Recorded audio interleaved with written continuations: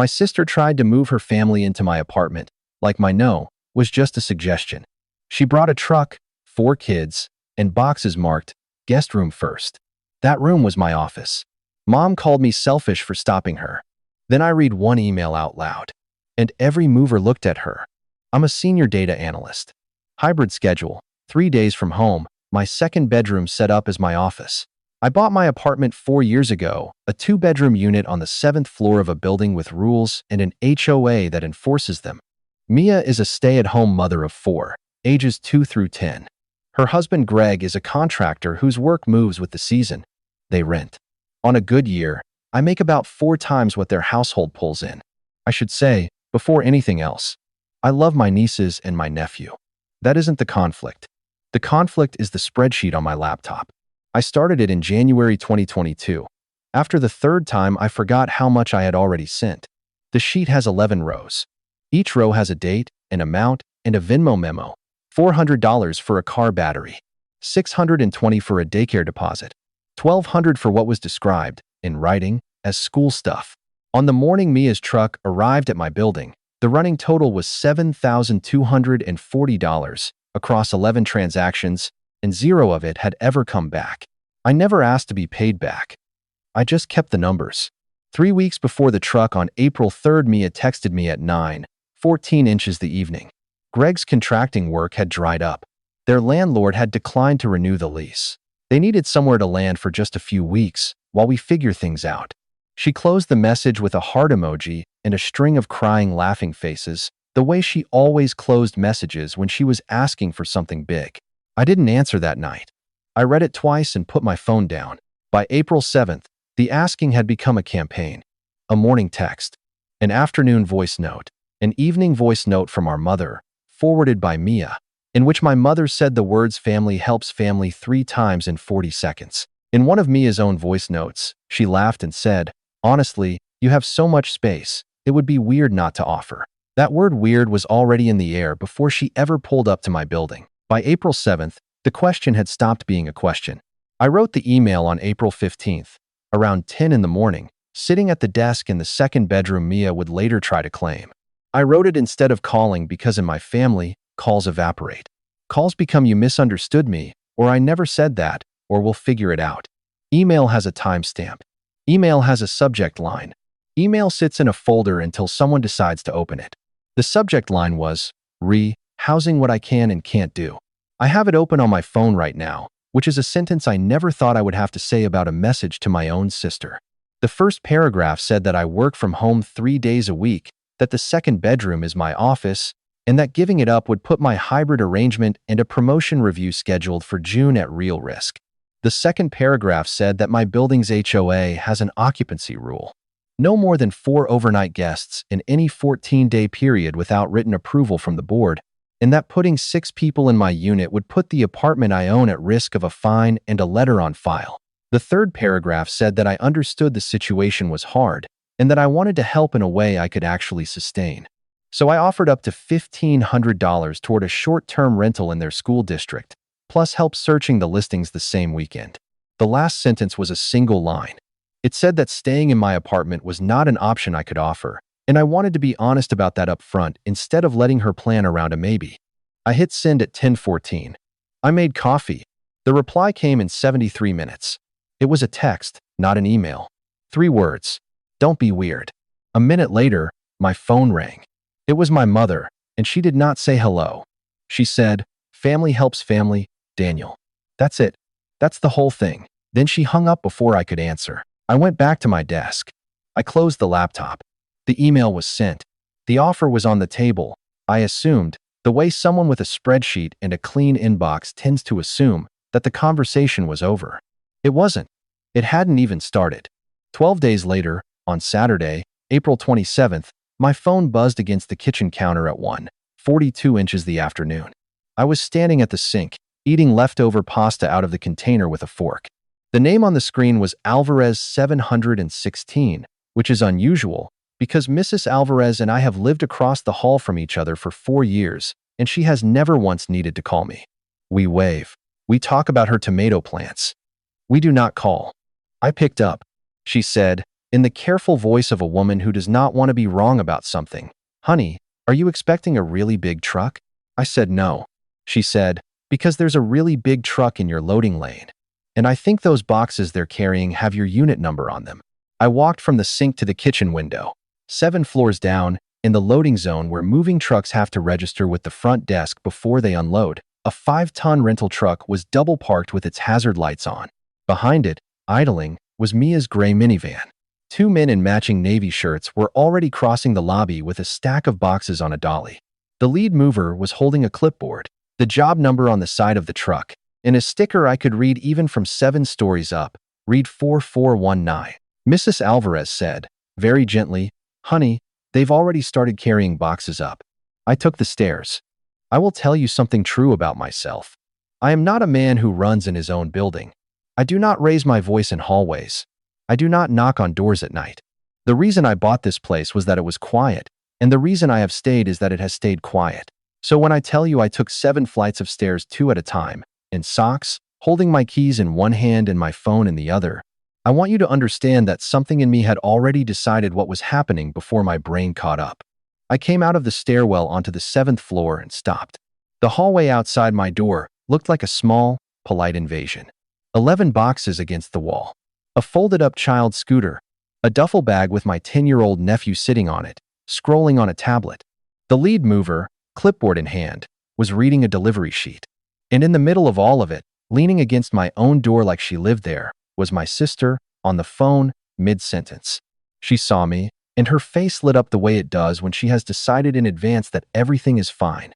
"Hold on," she said into the phone. "He's here. We're in." She lowered the phone, smiled at me, and gestured at the boxes the way someone gestures at a surprise party. "I told you we were coming, Daniel. Don't be weird about this." The lead mover looked up from his clipboard. He looked at me. He looked at her. Then he looked back down at his sheet, and I watched his finger move slowly across the line that said who had hired him and who had told him this address was approved. I did not say hello. I said, "I never told you that you could come." Mia laughed. She actually laughed. "Oh my God. We are not doing this in front of the kids."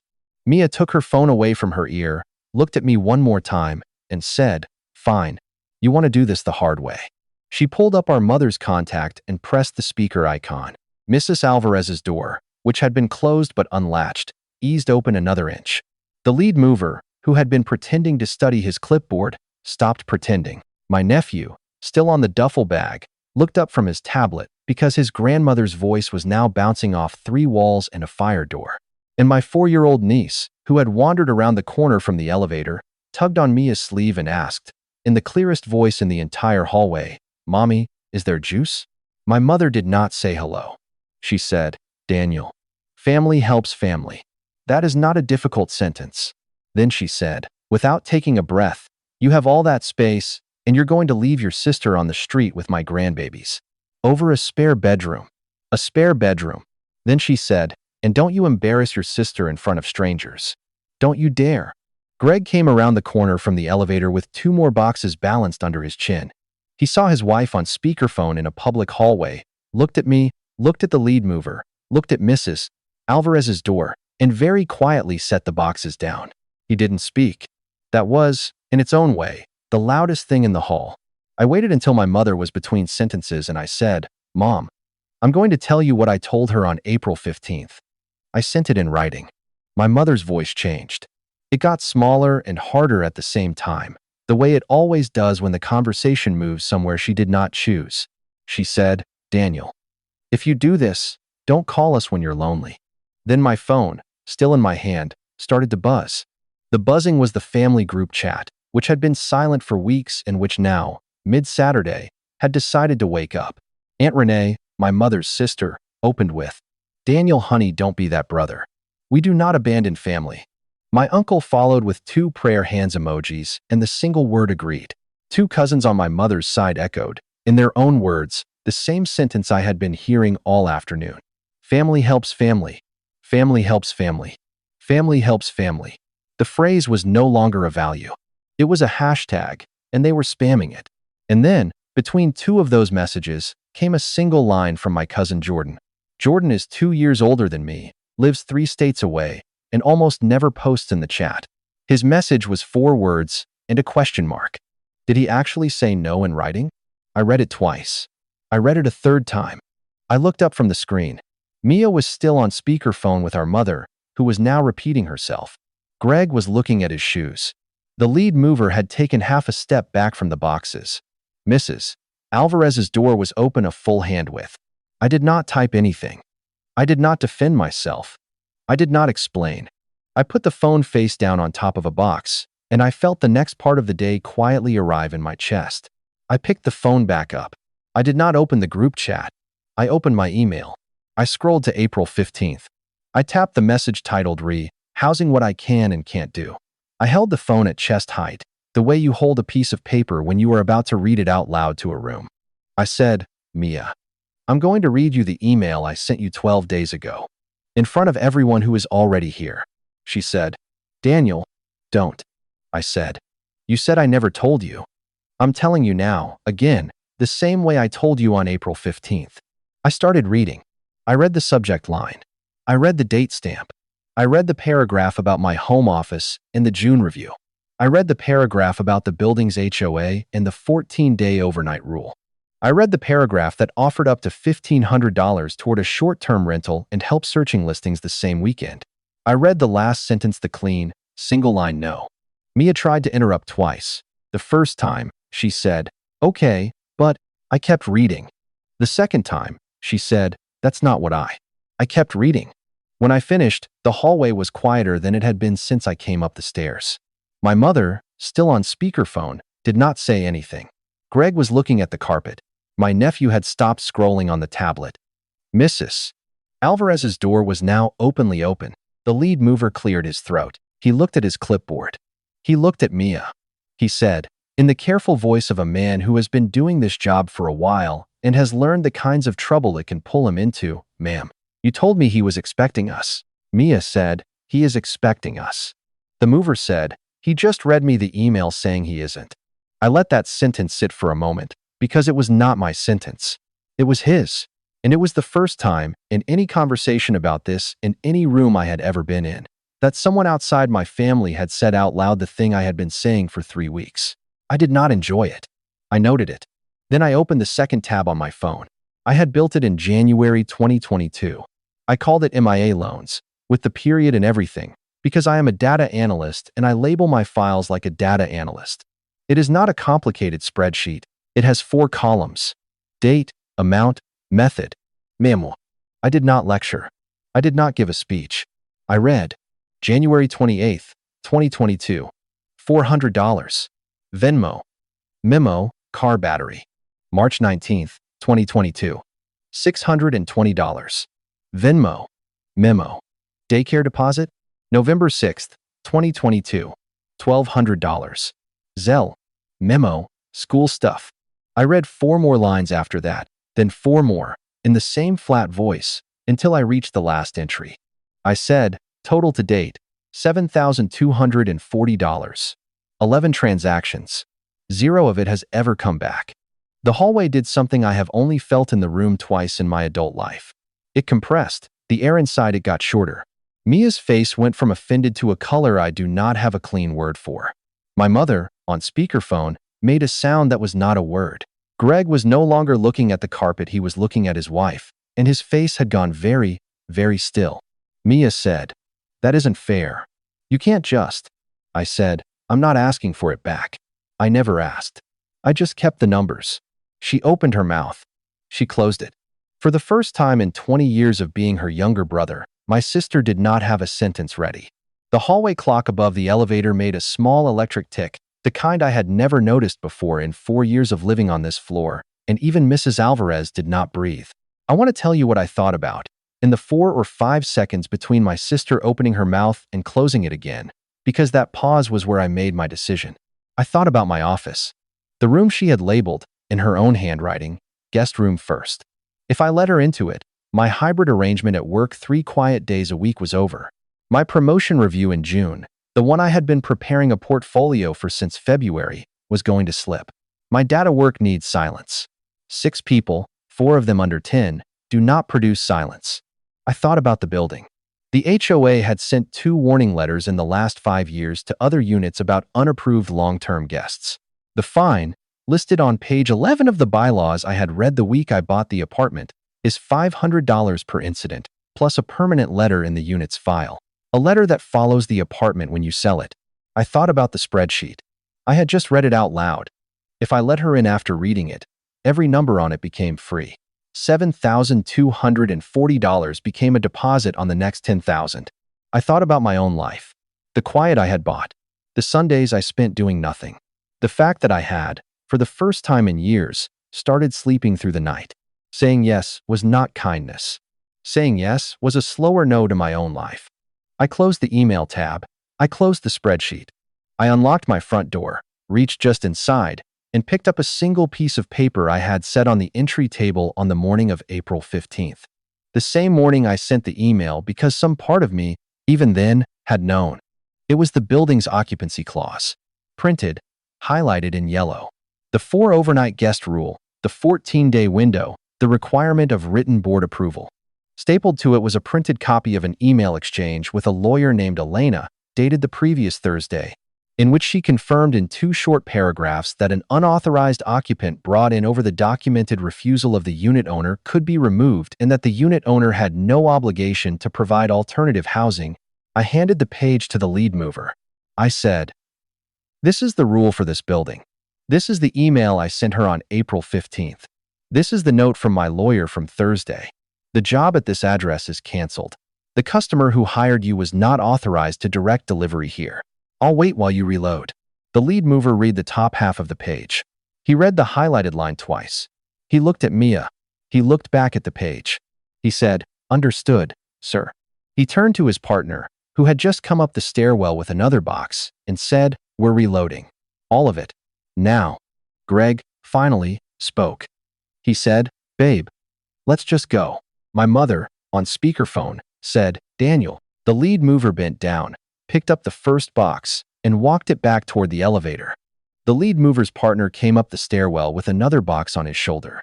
He saw the first one going back the wrong way, paused, and the lead mover gave him one nod.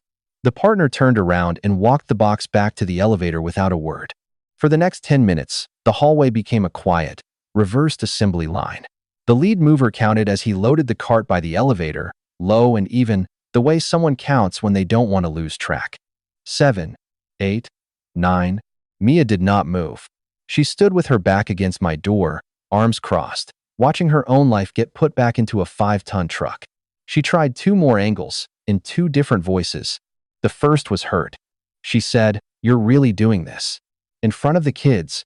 I said, "The kids didn't choose this. You did." The second was smaller. She said, "Daniel, please. Don't be weird about this." I let that sentence land. Then I said the thing I had been polite enough, 12 days earlier, to put in writing. I said, "I'm not being weird, Mia. I'm being clear." Across the hall, Mrs. Alvarez's door, the one that had eased open inch by inch all afternoon, opened the rest of the way. She stepped out in a cardigan and slippers, holding a coffee mug. She did not raise her voice. She did not look at me. She looked at my sister. She said, "Honey, he told you no." I heard him read the email. It is a strange thing to watch a sentence change a room. Mia's face did not collapse, it folded, the way a piece of paper folds when you press the crease too hard. Mia turned to the lead mover, the way people turn when they have one card left to play. She said, "Can you just leave them in the hallway? Please. I'll figure it out." The lead mover shook his head once. He said, "Ma'am, I can't drop unauthorized property at a unit. The owner is standing right there. He has rules from the building and a written refusal. I have to take it back." He held up the clipboard. He turned to a page. He said, "I need a signature here. This says the job at this address was canceled because the delivery wasn't authorized. It just protects everyone." Mia signed. Her hand was not steady, but she signed. On speakerphone, my mother, who had narrated the entire afternoon with the confidence of a woman never wrong about family, said nothing. The speakerphone hissed quietly. For the first time in my life, my mother had run out of sentences. Greg gathered the children. The 4-year-old wanted juice. The 10-year-old, who had seen more, did not ask anything at all. Greg walked them to the elevator, and on the way past me, without looking up, he said, in the voice of a man who had been quiet a long time, Sorry, man. I believed him. The boxes finished going down. The lead mover gave me a small nod, the kind of professional nod that doesn't need translating, and pressed the elevator button. The doors closed on the last of the inventory. Mia stayed. She stood at my threshold. Not over it. Just at it. She looked at the doormat, then at me, and she asked, "Where am I supposed to go now?" It was not really a question. It was the last move on the board. I took out my phone. I opened the email from April 15th, the one with the subject line housing what I can and can't do, the one with the offer in the third paragraph. I tapped forward. I typed her name. I added one sentence at the top. This offer is still good. Same as 12 days ago. I hit send. I said, the 1500 is still on the table. So is the help finding a place. Use it or don't. I stepped back into my apartment. I did not slam the door. I did not look at her face. I closed it the way you close a door at the end of a long day with both hands, evenly, and I turned the deadbolt. The lock clicked once. That click was the loudest sound in the building. Here is what happened in the 10 days that followed. That night, Mia and her family checked into a budget motel. 2 days later, they moved into my cousin Jordan's basement. Jordan, the cousin who had asked the right question in the group chat. The group chat fractured cleanly. My mother muted me. Aunt Renee muted me. 2 cousins stayed loud and angry for a while, then went quiet too. Jordan and 2 others reached out to me individually in private texts that all said some version of the same thing, that I had been fair and that nobody had wanted to say so out loud. The following Tuesday, Mia used the offer. She texted me 6 words. Thanks, we got the place. No emoji. I forwarded the deposit to the rental agency the way I had promised on April 15th. The HOA never sent me a letter. I filed an incident report with the building anyway, in writing, for my own file. I added one last row to the spreadsheet. April 15th, $1,500. Method, bank transfer. Memo, short-term rental subsidy. Then, in the column I had labeled status and never used, I typed 2 words. Account closed. I didn't get an apology. I got something better. I got quiet. 2 weeks later, Jordan called me. We talked about nothing for a while: work, his kid, the Sunday dinner he had just sat through at my mother's house. Toward the end, he said, "By the way, Aunt Linda finally said it. At dinner. Right out loud. She said you weren't being uptight. She said you were being clear." I didn't say anything for a moment. I just filed that, the way I had filed the email, in the spreadsheet, in the printed clause from page 11 of the bylaws. I sat at my desk in the second bedroom, the one Mia had labeled guest room first, which is still my office, and I looked at the door for a second longer than I needed to. I love my family. I just stopped paying for the privilege.